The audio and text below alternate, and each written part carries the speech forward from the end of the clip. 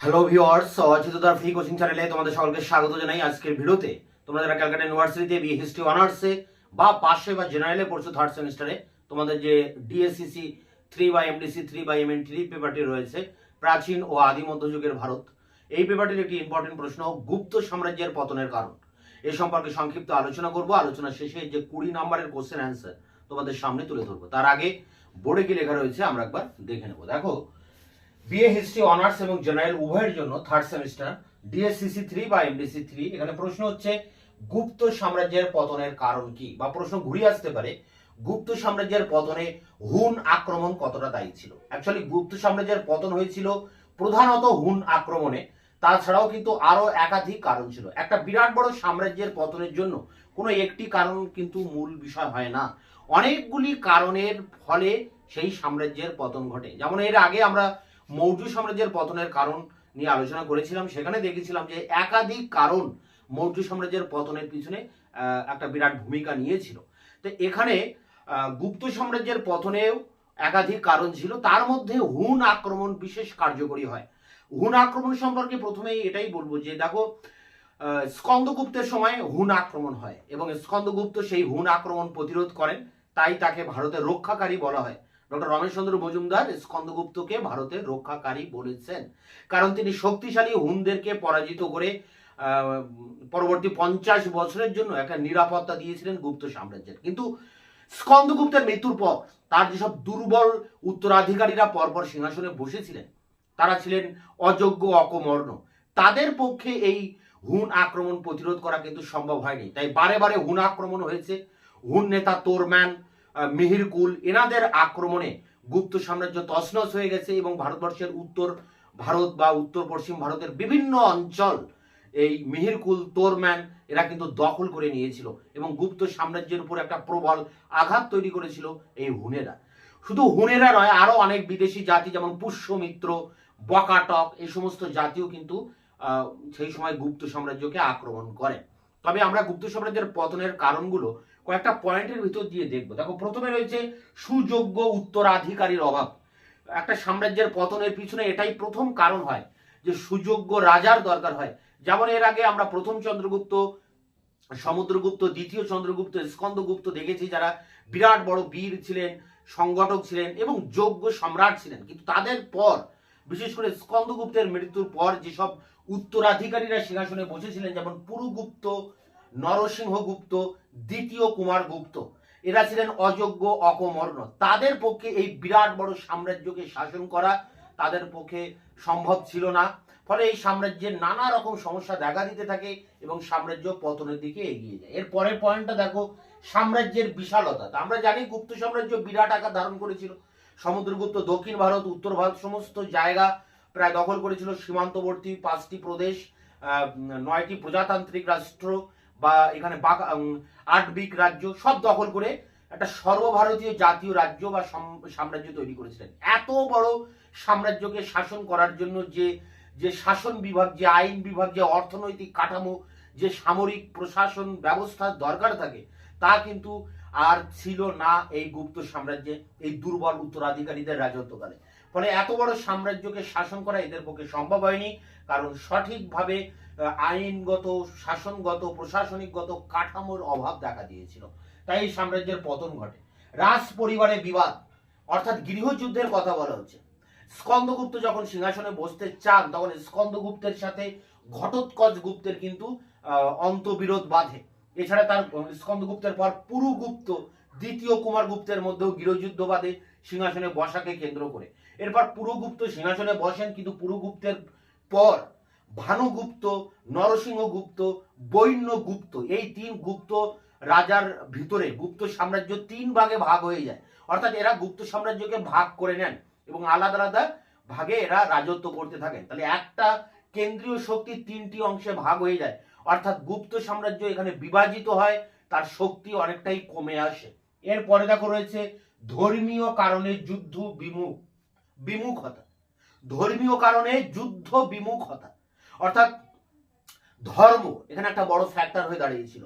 গুপ্ত সম্রাটরা, স্কন্দগুপ্তের পরবর্তীকালে গুপ্ত সম্রাটরা কিন্তু বৌদ্ধ ধর্ম গ্রহণ করেছিলেন, আর বৌদ্ধ ধর্ম ছিল অহিংসার ধর্ম। এখানে হিংসা পথ এখানে পরিহার করতে হয়। অশোক যেমন বৌদ্ধ ধর্ম গ্রহণ করে যুদ্ধ ত্যাগ করেছিলেন, ঠিক সেই রকম গুপ্ত সম্রাটরাই পরবর্তীকালে গুপ্ত সম্রাটরা বৌদ্ধ ধর্ম গ্রহণ করে তারা যুদ্ধ নীতি পরিত্যাগ করেন। ফলে সেনাবাহিনীর যে খাত্র শক্তি, দৈহিক শক্তি, সেটা নষ্ট হয়ে যায় এবং এই অহিংসা নীতি গ্রহণ করার ফলে, যুদ্ধ পরিত্যাগ করার ফলে গুপ্ত সাম্রাজ্য অনেকাংশে কিন্তু দুর্বল হয়ে যায়।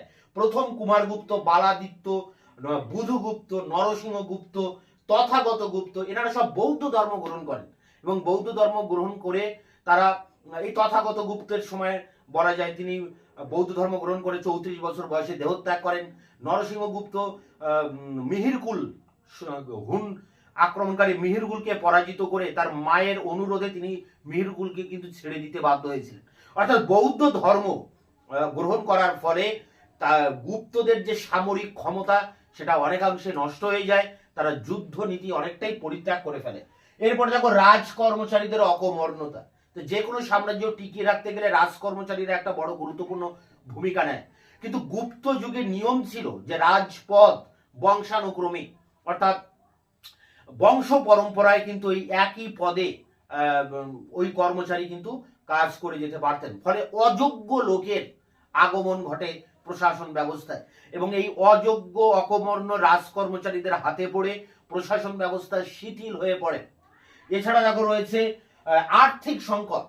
তা গুপ্ত সাম্রাজ্যে আর্থিক সংকট দেখা দেয়, কারণ এই সময় কৃষি সংকট দেখা দেয়, ব্যবসা বাণিজ্যের অবনতি ঘটে। গুজরাটের যারা রেশম শিল্পী তারা ব্যাপকভাবে ক্ষতিগ্রস্ত হয়। ডক্টর রমেশচন্দ্র মজুমদারের বক্তব্য অনুযায়ী মুদ্রায় খাদের পরিমাণ বাড়ানো হয়, কারণ গুপ্ত সাম্রাজ্যের অর্থনৈতিক সংকট ঘটেছিল নানা কারণে। কারণটার মধ্যে একটা রয়েছে কিন্তু ভূমিদান ব্যবস্থা। গুপ্ত রাজারা পূর্ণ লাভের আশায় জমি দান করে দিতেন, আর ওই জমির উপরে তার কোনো অধিকার থাকতো না। ফলে এইভাবে জমি দান করার ফলে রাজার হাতে জমি অনেকটা কমে গিয়েছিল, ফলে জমি থেকে যে আয়, সে আয়টা অনেকটা কমে গিয়েছিল। এছাড়া কর্মচারী যারা ছিলেন রাজকর্মচারী, তাদেরকে বেতন দিতেন, এই জমি দেওয়া হতো তাদের বেতন হিসেবে। ফলে সরকারি আয়ের যে প্রধান জায়গা যে জমি, সেই জমি কিন্তু চলে গিয়েছিল কর্মচারীদের হাতে বা বিভিন্ন ব্রাহ্মণ পুরোহিত, বিভিন্ন ধর্মীয় সংগঠন, মন্দির বা বিহারগুলির হাতে। ফলে রাজার আয় অনেকটাই কমে যায়, আর এই অর্থ সংকট কিন্তু গুপ্ত সাম্রাজ্যের পতন ডেকে নিয়ে এসেছিল। এরপরে দেখো যে পয়েন্ট আছে সামন্ত প্রথা। তো গুপ্ত রাজারা জমি দান করতেন, এই জমি দান করাকে অগ্রহার প্রথা বলা হয়। অগ্রহার প্রথা নিয়ে আমি এর আগে একটি ভিডিও ক্লাসে আলোচনা করেছি, সেখানে দেখবে যে অগ্রহার প্রথার মধ্য দিয়ে যাকে জমি দান করা হচ্ছে তিনি ওই অঞ্চলে একজন সামন্ত প্রভুতে পরিণত হচ্ছেন এবং ওই অঞ্চলের সামরিক, প্রশাসনিক, অর্থনৈতিক শান্তি শৃঙ্খলা বজায় রাখা সমস্ত ক্ষমতা ওই দান গ্রহীতা যিনি জমিটা পাচ্ছেন তিনি ওখানকার সমস্ত ক্ষমতার দণ্ডমুণ্ডের কর্তা হয়ে বসছেন। এইভাবে গুপ্ত সাম্রাজ্যের বিভিন্ন জায়গায় সামন্ত প্রথা মাথাচাড়া দিয়ে ওঠে এবং গুপ্ত সাম্রাজ্য একটি আধা সামন্ততান্ত্রিক রাজ্যে পরিণত হয় এবং রাজার যে প্রশাসনিক ক্ষমতা, অর্থনৈতিক ক্ষমতা, সামরিক ক্ষমতা, রাজনৈতিক ক্ষমতা, বিচারের ক্ষমতা সেটা অনেকাংশে সংকুচিত হয়ে পড়ে, কারণ তার ক্ষমতা চলে যায় বিভিন্ন সামন্ত প্রভুর হাতে। এছাড়া আরেকটি কারণ দেখো সৈন্য দলের অভাব। তা সৈন্য দল, গুপ্ত সম্রাটদের কোনো স্থায়ী সৈন্যবাহিনী ছিল না, তারা এই সামন্ত প্রভুদের সৈন্যদের উপরে নির্ভর করতেন।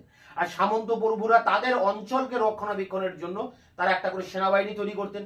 ফলে এই যুদ্ধের সময় যখন তারা রাজাকে সেনা দিয়ে সাহায্য করতেন, এই বিভিন্ন অঞ্চলের সেনারা যখন একসাথে হতেন তখন তাদের মধ্যে ঐক্য ছিল না, জাতীয় সংহতি ছিল না, ফলে সেনাবাহিনী ছিল অনেকটা বিশৃঙ্খল। তাই গুপ্ত সাম্রাজ্যের পতনে এই সামন্ত প্রথা একটা বড় ভূমিকা নিয়েছিল। বিভিন্ন অঞ্চলে বড় বড় সামন্ততান্ত্রিক রাজ্যের উত্থান হয়েছিল, যেমন গুজরাটের মৈত্রক, কনৌজের মৌখরী এবং মান্দাসরের যশোধর্মন। মান্দাসরের যশোধর্মন কিন্তু খুবই শক্তিশালী একজন সামন্ত প্রভু ছিলেন। তিনি নিজে হুন আক্রমণ প্রতিরোধ করেছিলেন এবং এই যশোধর্মন গুপ্ত সাম্রাজ্য আক্রমণও করেন এবং নিজে স্বাধীনতা ঘোষণা করেন। তো এইভাবে বিভিন্ন সামন্ত প্রভুর উত্থান গুপ্ত সাম্রাজ্যের পতনকে ত্বরান্বিত করে। এরপরে দেখো রয়েছে স্থায়ী সৈন্য দলের অভাব। স্থায়ী সৈন্যদল, গুপ্ত সাম্রাজ্যের কোনো স্থায়ী সৈন্যদল ছিল না, কারণ গুপ্ত রাজারা যখন যুদ্ধের প্রয়োজন হতো তখন তারা সামন্ত প্রভুদের কাছ থেকে সৈন্য সংগ্রহ করতেন, কারণ সামন্ত প্রভুরা নিজেদের অঞ্চলকে রক্ষণাবেক্ষণের জন্য সৈন্যবাহিনী তৈরি করেছিলেন। এই সৈন্যবাহিনী বিভিন্ন অঞ্চল থেকে যখন এক জায়গায় হতেন সম্রাটের কাছে, তখন এই সৈন্যবাহিনীর মধ্যে কোনো ঐক্য গড়ে উঠতো না, কোনো সংহতি গড়ে উঠতো না। ফলে সেনাবাহিনী ছিল বিশৃঙ্খল, ফলে সামরিক শক্তিটাও অনেকটা ছিল দুর্বল এবং এই সেনাবাহিনীর খাদ্য শক্তি নষ্ট হয়ে গিয়েছিল এই সামন্ততন্ত্রের ফলে। এরপরে দেখো যে পয়েন্টটা আছে বৈদেশিক আক্রমণ। তা বিভিন্ন বৈদেশিক জাতি, বিশেষ করে পুষ্যমিত্র, বকাটক, হুন, এরা আক্রমণ করে গুপ্ত সাম্রাজ্য। হুনেরা তো সেই স্কন্দগুপ্তের আমল থেকে আক্রমণ শুরু করে এবং শেষের দিকে যেসব সম্রাটরা ছিলেন, তথাগত গুপ্ত, বুধগুপ্ত, নরসিংহগুপ্ত, দ্বিতীয় কুমারগুপ্ত, এনারা ছিলেন দুর্বল সম্রাট। এনারা এই হুন আক্রমণ প্রতিরোধ করতে পারেননি, তাই গুপ্ত সাম্রাজ্য ধ্বংস হয়ে গিয়েছিল এই সমস্ত বিদেশি এই আক্রমণকারীদের কবলে পড়ে। এছাড়া আমরা দেখছি যে কুমারগুপ্তের সময় পুষ্যমিত্র যে জাতি, সেই জাতি কিন্তু আক্রমণ করে। বুধগুপ্তের সময় বকাটকরা আক্রমণ করে। এবং শেষ যে পয়েন্ট আছে গুপ্ত সাম্রাজ্যের পতনে, সেটি হচ্ছে প্রাদেশিক শাসনকর্তাদের স্বাধীনতা ঘোষণা। গুপ্ত সাম্রাজ্য যখন বিভিন্ন কারণে ধুঁকছিল, পতনের দিকে যখন এগিয়ে যাচ্ছিল, সাম্রাজ্য যখন দুর্বল হয়ে পড়েছিল, তখন বিভিন্ন অঞ্চলের প্রাদেশিক শাসনকর্তারা স্বাধীনতা ঘোষণা করে গুপ্ত সাম্রাজ্য থেকে বেরিয়ে আসেন। ডক্টর রমেশচন্দ্র মজুমদার বলছেন এই যে মালবের যশোধর্মনের উত্থান হয়েছিল সামন্ত প্রভু হিসেবে, তিনি প্রথম গুপ্ত সাম্রাজ্যের উপরে মারণ আঘাত করেছিলেন। তিনি স্বাধীনতা ঘোষণা করেন, গুপ্ত সাম্রাজ্যের বিরুদ্ধে যুদ্ধ ঘোষণা করে তিনি নিজে কিন্তু একটা স্বাধীন রাজ্য প্রতিষ্ঠা করেছিলেন এই মালব অঞ্চলে। তার দেখা দেখি আরো অনেকে, যেমন এখানে বলা যায় যে কনৌজের মৈখরি, মালবের যশোধর্মন, বলভীর মৈত্রক, থানেশ্বরের পুষ্যভূতি, এই সমস্ত রাজবংশগুলি তারা স্বাধীনতা ঘোষণা করে গুপ্ত সাম্রাজ্যের বিরুদ্ধে এবং গুপ্ত সাম্রাজ্য ধীরে ধীরে ধ্বংসের পথে এগিয়ে যায়। শেষ গুপ্ত সম্রাট ছিলেন জীবিত গুপ্ত। তার মৃত্যুর পর 500 খ্রিস্টাব্দ নাগাদ এই গুপ্ত সাম্রাজ্য একেবারে ধূলিসাৎ হয়ে যায় এবং সেই জায়গায় ভারতবর্ষের বিভিন্ন অঞ্চলে কিছু কিছু আঞ্চলিক শক্তির উত্থান ঘটে, যেমন এই কনৌজের মৌখরি, থানেশ্বরের পুষ্যভূতি, বলভীর মৈত্রক, কনৌজের মৌখরি, মান্দাসরের যশোধর্মন, এই সমস্ত রাজ্যগুলি মাথাচাড়া দিয়ে ওঠে আর গুপ্ত সাম্রাজ্য ধূলিসাৎ হয়ে যায়। তাহলে গুপ্ত সাম্রাজ্যের পতনের অনেকগুলি কারণ আছে, যে কারণগুলো ধরে ধরে তোমাদেরকে অ্যান্সার করতে হবে। কারণগুলো একবার আমি রিপিট করছি: সুযোগ্য উত্তরাধিকারীর অভাব, সাম্রাজ্যের বিশালতা, রাজ পরিবারের অন্তর্দ্বন্দ্ব বা গৃহযুদ্ধ, ধর্মীয় কারণে যুদ্ধ বিমুখতা, রাজন্য বর্গ বা রাজ কর্মচারীদের অকমর্ণতা, আর্থিক সংকট, সামন্ত প্রথা, স্থায়ী সৈন্যদলের অভাব, বৈদেশিক আক্রমণ, প্রাদেশিক শাসনকর্তাদের স্বাধীনতা ঘোষণা। তো এই সমস্ত কারণের মিলিত ফল ছিল গুপ্ত সাম্রাজ্যের পতন। তো এর যে উত্তর আছে 20 নম্বরের, সেই উত্তর নিয়ে এবার অন স্ক্রিনে তোমাদের সামনে আলোচনা করছি। গুপ্ত সাম্রাজ্যের পতনের জন্য কোন কোন বিষয়গুলি গুরুত্বপূর্ণ ভূমিকা পালন করে, অথবা গুপ্ত সাম্রাজ্যের পতনের জন্য হুন আক্রমণকে কতখানি দায়ী করা যায় আলোচনা করো।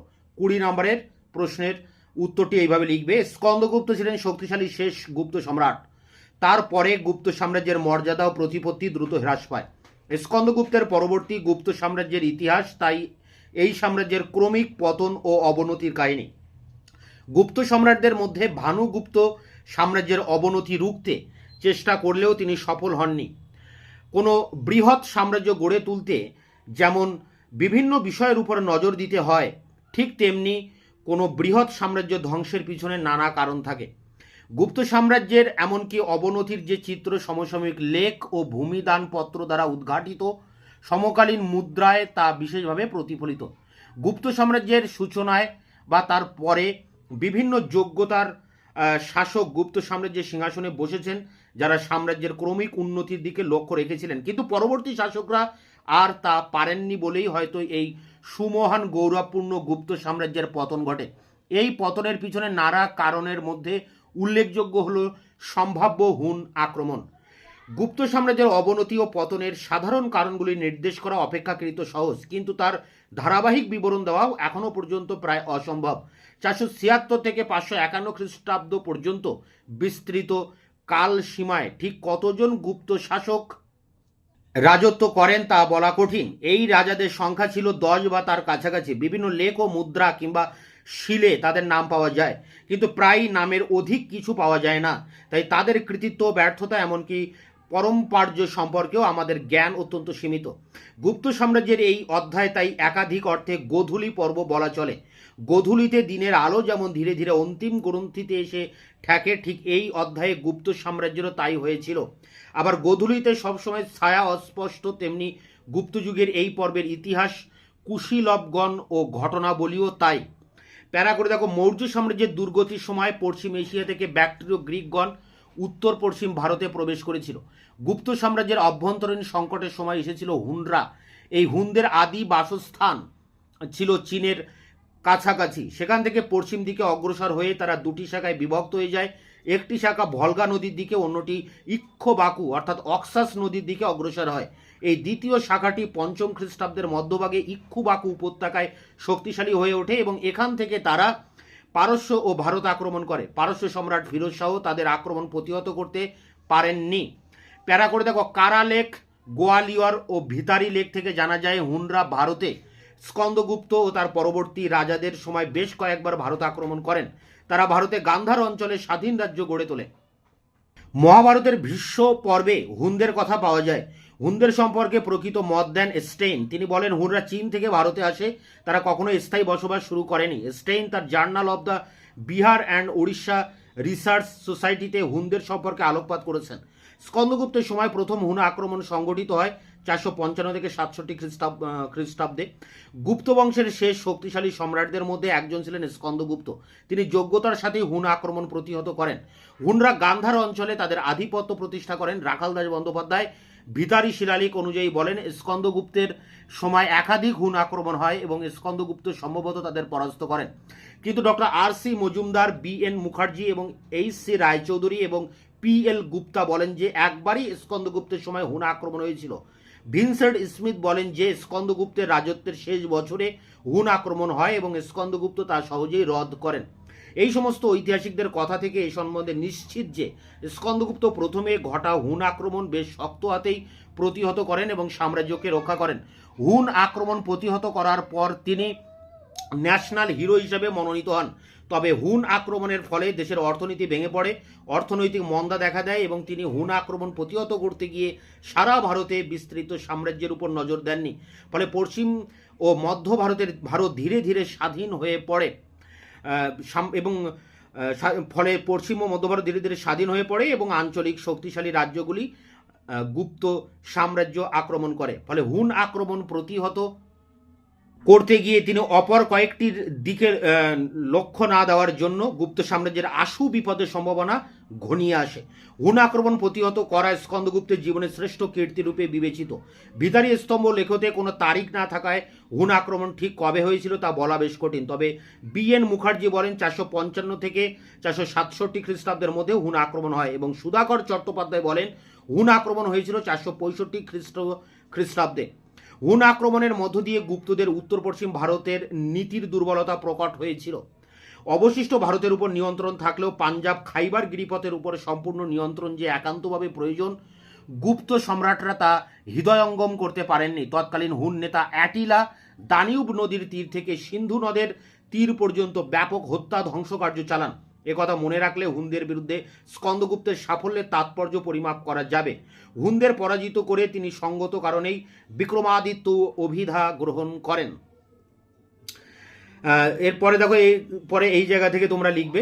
যাই হোক, স্কন্দগুপ্ত বেশ বলিষ্ঠতার সঙ্গে প্রথমে হুন আক্রমণ প্রতিহত করে দেন। প্যারা করে, ভানুগুপ্তের রাজত্বকালে পরবর্তী হুন আক্রমণ সংগঠিত হয়। এই সময় হুন নেতা ছিলেন তোরমান। তিনি প্রথমে পাঞ্জাবে হুন শক্তিকে সংহত করেন। শতদ্রু থেকে যমুনা পর্যন্ত বিস্তৃত অঞ্চলে প্রাপ্ত তার ক্ষুদ্র তাম্র মুদ্রাগুলি পাওয়া গেছে।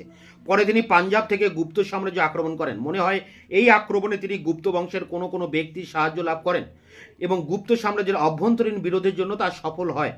কুবলয় মালায় গুপ্ত বংশজাত হরিগুপ্তকে তোরমানের গুরু বলা হয়েছে। সুতরাং অনুমান করা হয় হরিগুপ্ত শত্রুপক্ষে যোগদান করেন। তোরমানের দুটি শিল কৌশাম্বীতে পাওয়া গেছে। এ থেকে অনুমান করা যায় যে তিনি অন্তর্বেদী কৌশাম্বী পর্যন্ত রাজ্য জয় করেন। তিনি রাজাধিরাজ মহারাজাধিরাজ উপাধি গ্রহণ করেন। তা থেকে মনে হয় যে তিনি উত্তর ভারতে নিজের সার্বভৌমত্ব প্রতিষ্ঠা করতে চেয়েছিলেন। অতি অল্প সময়ের মধ্যে তিনি গুপ্ত সাম্রাজ্যের বেশিরভাগ অংশ জয় করেন। তার বিক্ষিপ্ত মুদ্রা থেকে মনে হয় উত্তর প্রদেশের পাঞ্জাব, রাজপুতানা, কাশ্মীরের অনেকাংশ তিনি জয় করেন। ডক্টর BN মুখোপাধ্যায় মুদ্রাগত তথ্যের ভিত্তিতে বলেন যে 491 থেকে 500 খ্রিস্টাব্দের মধ্যে তিনি গুপ্তদের বিরুদ্ধে সাফল্য লাভ করেন। গুপ্ত সাম্রাজ্যের অভ্যন্তরীণ কলহের পূর্ণ সুযোগ তিনি গ্রহণ করেন। আর্য মঞ্জুশ্রী মূলকল্পে তিনি প্রশংসিত হয়েছিলেন। কুবলয় মালায় জৈন ধর্মের প্রতি তার অনুরাগ প্রকাশ পেয়েছে। সম্প্রতি গুজরাটের অন্তর্গত সঞ্জেলিতে প্রাপ্ত তোরমানের একটি তাম্রপট্টে একটি মন্দিরের হিতার্থে তার ব্যবস্থা গ্রহণের কথা জানা গেছে, কিন্তু তা সত্ত্বেও মনে করা হয় যে তোরমান ভারতের অভ্যন্তরে রাজ্য জয়কে স্থায়ী করতে পারেননি। খ্রিস্টীয় ষষ্ঠ শতকের প্রথম ভাগে কোসমাসের বিবরণ থেকে জানা গেছে যে সিন্ধু নদ, হুন অধিকৃত অঞ্চল ও অবশিষ্ট ভারতের মধ্যে পার্থক্য রচিত হয়েছিল। প্যারা করে অন্যতম শ্রেষ্ঠ হুন নেতা মিহির কুল তৃতীয়বার ক্ষয়িষ্ণু গুপ্ত সাম্রাজ্যের আক্রমণ করেন। গুপ্ত সাম্রাজ্যের রাজা ছিলেন নরসিংহ গুপ্ত। গুপ্ত সম্রাটদের মধ্যে তিনি বিশেষ কীর্তিমান ছিলেন না, তবে হিউয়েন সাংয়ের বর্ণনা অনুসারে মিহির কুল সমগ্র ভারত জয় করেছিলেন। কোসমাস তাকে সমগ্র ভারতের নিপতি বা অধিপতি বলে বর্ণনা করেছেন। যশোধর্মন মধ্য ভারতের মান্দাসরে, দাসপুর ও মালব অঞ্চলে শক্তিশালী হয়ে ওঠে। যশোবর্মন পশ্চিম দিকে রাজ্য বিস্তারের জন্য নরসিংহ গুপ্তকে সাহায্য করেন। যশোবর্মন এত বেশি শক্তি অর্জন করেছিলেন যে তার পক্ষে মিহিরকুলকে পরাজিত করা, এমনকি গুপ্ত সাম্রাজ্যের কর্তৃত্বকে অস্বীকার করা সম্ভব হয়েছিল। মিহিরকুলের বিরুদ্ধে যশোধর্মনের সাফল্যের কথা 598-এ মালব্দে বা 531 মান্দাসরে লেখতে পাওয়া যায়। এই লেখ একটি প্রশস্তি। এতে বলা হয়েছে যে উত্তরে হিমালয় থেকে শুরু করে দক্ষিণে মহেন্দ্র পর্বত মানে গঞ্জাম জেলা পর্যন্ত ও পূর্বে লোহিত্য নদ অর্থাৎ ব্রহ্মপুত্র থেকে শুরু করে পশ্চিমে সাগর পর্যন্ত তার একাধিপত্য বিস্তৃত ছিল। এতে বলা হয়েছে যে তিনি তার বাহু বলে হিমালয়ের দুর্গমতার দর্প চূর্ণ করেন, এমনকি পরাক্রম রাজা মিহিরকুলও তার পায়ে মাথা নুইয়েছিলেন। মান্দাসর লেখতে মিহিরকুল ও হুন আক্রমণ দুই আছে। যশোধর্মনের মৃত্যুর পর মিহিরকুলকে নরসিংহগুপ্তের সম্মুখীন হতে হয়েছিল। হিউয়েনসাংয়ের বিবরণের এর জন্য নির্ভরযোগ্য, তবে যশোধর্মনের কাছে মিহিরকুলের পতনের পর তিনি আবার ভারত আক্রমণ করেন। পরবর্তী গুপ্ত নেতা বালাদিত্য গুপ্তের সময় তিনি মিহিরকুলকে পরাজিত করতে পারেননি। মিহিরকুল এই সময় স্থানীয় গান্ধার শাসককে হত্যা করেন। তারা বিভিন্ন বৌদ্ধ সংঘ মন্দির ধ্বংস করেন। অনেকে মনে করেন যে মিহিরকুল ও নরসিংহগুপ্তের মধ্যে বিরোধের বড় কারণ রাজনৈতিক নয়, ধর্মীয়। নরসিংহগুপ্ত নিজে ছিলেন বৌদ্ধ ধর্মাবলম্বী এবং মিহিরকুল ছিলেন শৈব। তিনি প্রচণ্ডভাবে বৌদ্ধ ধর্ম বিদ্বেষী, ফলে তাদের মধ্যে এই নিয়ে তীব্র বিরোধের রূপ নেয় যুদ্ধে। তবে নরসিংহগুপ্ত যখন সিংহাসনে বসেন তখন গুপ্ত সাম্রাজ্যের দুর্বলতা আরও প্রকটিত হয়। ঔরঙ্গজেবের মৃত্যুর পরে মুঘল সাম্রাজ্যের যে অবস্থা হয়েছিল তৎকালীন গুপ্ত সাম্রাজ্যের অবস্থা ছিল সেই রকম। দেখো, এই পর্যন্ত আলোচনা করলাম গুপ্ত সাম্রাজ্যের পতনে হুন আক্রমণ কতটা দেয়। গুপ্ত সাম্রাজ্যের পতনের প্রধান কারণ কিন্তু হুন আক্রমণ, সেটা নিয়ে এই পর্যন্ত আলোচনা করা হলো। এরপরে যে অন্যান্য আরও অনেক কারণ ছিল গুপ্ত সাম্রাজ্যের পতনের, সেগুলো নিয়ে পরের প্যারা। গুপ্ত সাম্রাজ্যের পতনের ইতিহাস পর্যালোচনা করে ডক্টর রমেশচন্দ্র মজুমদার বলেছেন যে হুন আক্রমণকে এই সাম্রাজ্যের পতনের প্রধান কারণ বলা যায় না।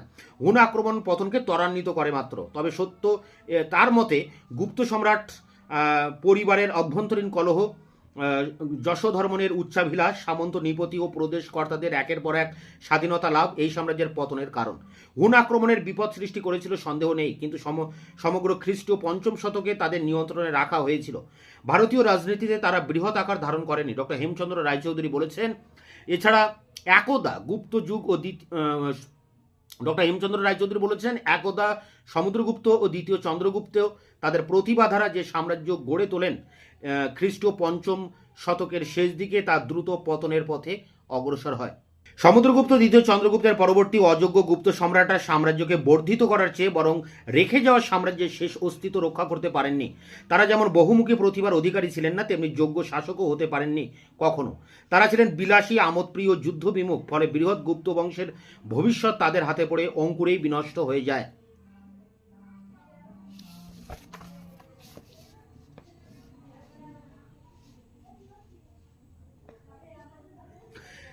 দুর্বল শাসন ব্যবস্থাও গুপ্ত সাম্রাজ্যের পক্ষে মারাত্মক আকার ধারণ করেছিল। শাসন ব্যবস্থার আদর্শ ও গুণগত মান অনেক নিচে নেমে যায়। তারা বেশি করে প্রাদেশিক শাসনকর্তাদের উপর নির্ভরশীল হয়ে পড়ে, কিন্তু কেন্দ্রীয় শাসন ব্যবস্থার উপর কখনোই তেমনভাবে নজর দেননি। এই সমস্ত প্রাদেশিক শাসনকর্তাদের মধ্যে দুর্নীতি, ক্ষমতা লিপ্সু মনোভাব অর্থাৎ চক্রান্ত করার প্রবণতা, অযোগ্যতাই সাম্রাজ্যের ক্ষতি ডেকে আনে। সমসাময়িক কালের স্মৃতিশাস্ত্র এবং নাটকগুলি থেকে এদের বিরুদ্ধে নানা অভিযোগ দেখতে পাওয়া যায়। এরপরে দেখো এখানে ইংরেজি লাইন আছে, সেটা বাদ দিয়ে তোমরা এখান থেকে লিখবে। তাছাড়া এই সময় গুপ্ত সাম্রাজ্যের দুর্বলতার সুযোগ নিয়ে আঞ্চলিক শক্তিগুলির উদ্ভব হয় ও সৃষ্টি হয় সামন্ততন্ত্রের। সামন্ত প্রভুদের বারংবার আক্রমণ ক্ষয়িষ্ণু গুপ্ত সাম্রাজ্যের পতনের মুখে ঠেলে দেয়। হেমচন্দ্র রায়চৌধুরী, বি.এন. মুখার্জি, ডি.এন. ঝা, কোশাম্বী, ডি.ডি. কোশাম্বী উল্লেখ করেছেন যে এই সময় গুপ্ত সামন্ত প্রভুরা ভীষণ শক্তিশালী হয়ে ওঠে। এই সময় বলভীর মৈত্রক শক্তিশালী হয়ে ওঠে। কনৌজের মৌঘরী, পরবর্তী গুপ্ত বাংলার শাসক প্রত্যেকেই গুপ্ত সাম্রাজ্য আক্রমণ করে। সুতরাং সামন্ত প্রভুদের উত্থান ও তাদের ক্রমাগত বহির আক্রমণ গুপ্ত সাম্রাজ্যের পতনের অন্যতম কারণ। রমেশচন্দ্র তার history of civilisation of ancient India গ্রন্থে বলেছেন, অর্থনীতির অবনতিও গুপ্ত সাম্রাজ্যের পতনকে ত্বরান্বিত করে। মানুষের উপর নানাভাবে কর বাড়ে, যুদ্ধ ও রাজকীয় খাতে ব্যয় হতে থাকে, বৈদেশিক বাণিজ্য বন্ধ হয়ে যায় রোমের পতনের ফলে। গুপ্ত শাসকরা সাংস্কৃতিক দিকে বেশি অর্থ ব্যয় করলেও সাম্রাজ্যের ভবিষ্যৎ ভেবে কোনো কাজ করেননি। Vincent Smith, Cunningham, R C. Majumdar সকলেই বলেছেন যে শাসকদের অযোগ্যতা, কর আদায়ের অক্ষমতা, রাজকোষ শূন্য প্রভৃতি ব্যাপারই গুপ্ত সাম্রাজ্যের আশু পতন ডেকে আনে। সবশেষে বলা যায় ধর্মীয় কারণও কোনো না কোনো ভাবে সাম্রাজ্যের পতনের সঙ্গে জড়িত ছিল। এইচ.সি. রায়চৌধুরী তার the decline of the early Gupta empire আর্টিকেলে বলেছেন, এই ইংরেজি লাইনটা তোমরা এখান থেকে দেখে দেখে লিখে নেবে এই বুদ্ধিস্ট পর্যন্ত। গুপ্ত সম্রাটগণ গোড়া ব্রাহ্মণ ধর্মের পৃষ্ঠপোষক ছিলেন, কিন্তু পরবর্তীকালে গুপ্ত সম্রাটদের মধ্যে বুধগুপ্ত, তথাগত গুপ্ত, বালাদিত গুপ্ত প্রত্যেকেই বৌদ্ধ ছিলেন। পরবর্তীকালের গুপ্ত সম্রাটরা দয়া ও দানের জন্য বিখ্যাত ছিলেন, শৌর্য বীর্যের জন্য নয়।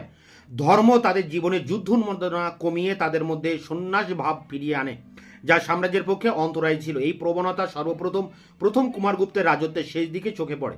তিনি এক ধরনের মুদ্রা প্রবর্তন করেন যাকে অপ্রতিরোধ ধরনের বলে বা অপ্রতীক ধরন বলে। এই মুদ্রায় তিনি সন্ন্যাসীর পোশাক পরিহিত। এই মুদ্রা প্রথম কুমারগুপ্তের বৌদ্ধ ধর্মের প্রতি আসক্তির পরিচয় দেয়। খ্রিস্টীয় ষষ্ঠ শতকে বৌদ্ধ পণ্ডিত পরমার্থের রচনায় গুপ্ত রাজ পরিবারের উপর বৌদ্ধ ধর্মের প্রভাব নির্ভুলভাবে প্রমাণ করে। তিনি লিখেছেন যে বিক্রমাদিত্য স্কন্দগুপ্ত তার রানী ও বালাদিত্য নরসিংহগুপ্ত অধ্যয়নের জন্য বৌদ্ধ পণ্ডিত বসুবন্ধুর কাছে পাঠিয়েছিলেন। নরসিংহগুপ্ত বসুবন্ধুর প্রতি বিশেষ দাক্ষিণ্য প্রকাশ করেন। আর্য মঞ্জুশ্রী মূলকল্পে বলা হয়েছে তিনি বৌদ্ধদের মতো মাত্র 36 বছর বয়সে স্বেচ্ছায় মৃত্যুবরণ করেন। তার মৃত্যুতে স্বাভাবিকভাবে নাবালকত্ব গুপ্ত সাম্রাজ্যের অভ্যন্তরীণ রাজনীতিতে জটিলতা সৃষ্টি করেছিল। সুতরাং পরবর্তী গুপ্ত শাসকদের ধর্মাসক্ত মনোভাব নাবালক গুপ্ত সাম্রাজ্যের অমঙ্গল ডেকে আনে। উপরোক্ত আলোচনা থেকে দেখা যায় কিভাবে প্রাচীন ভারতের অন্যতম বৃহৎ সাম্রাজ্য গুপ্ত সাম্রাজ্য ধীরে ধীরে পতনের দিকে অগ্রসর হয়ে শেষে ধ্বংস হয়। তবে ইতিহাসের ক্ষেত্রে এটি খুবই নিশ্চিত যে কোনো সাম্রাজ্য খুব বেশি দিন টিকে থাকেনি। সাম্রাজ্য প্রতিষ্ঠিত হলে তার পতনও সম্ভব, যেমন দিল্লির সুলতানি সাম্রাজ্য, মুঘল সাম্রাজ্য বা ভারতে প্রতিষ্ঠিত ব্রিটিশ সাম্রাজ্য কেউই তাদের অবিনশ্বরতা দেখাতে পারেননি। সুতরাং সাম্রাজ্য তাদের ব্যতিক্রম নয়। একদিন যেমন অপরাপর ক্ষুদ্র শক্তিকে গ্রাস করে প্রাচীন ভারতের বুকে সাম্রাজ্যের আপন মহিরুহু গড়ে তুলেছিল গুপ্ত যোগ্য শাসকরা, ঠিক তেমনি ধীরে ধীরে নানা ঘাত প্রতিঘাতে সেই গুপ্ত সাম্রাজ্যের মহিরুহের ক্রমাবনতি ঘটল, যা খুবই বাস্তব ও সমীচীন। এই ছিল গুপ্ত সাম্রাজ্যের পতনের কারণ বা গুপ্ত সাম্রাজ্যের পতনে হুন আক্রমণ কতটা দায়ী। এটি 20 নম্বরের একটি প্রশ্ন উত্তর, খুব স্ট্যান্ডার্ড কোয়ালিটির নোটস তোমাদের সামনে তুলে ধরলাম। এটি সংগ্রহ করে পরীক্ষার প্রস্তুতি নাও। দেখা হচ্ছে নতুন কোনো ভিডিও ক্লাসে। ততক্ষণে চ্যানেলকে সাবস্ক্রাইব করে রাখবে, বন্ধুদের কাছে শেয়ার করবে, নিজেদের মতামত জানাবে কমেন্ট সেকশনে। ভিডিওটি ভালো লাগলে অবশ্যই একটা লাইক দেবে।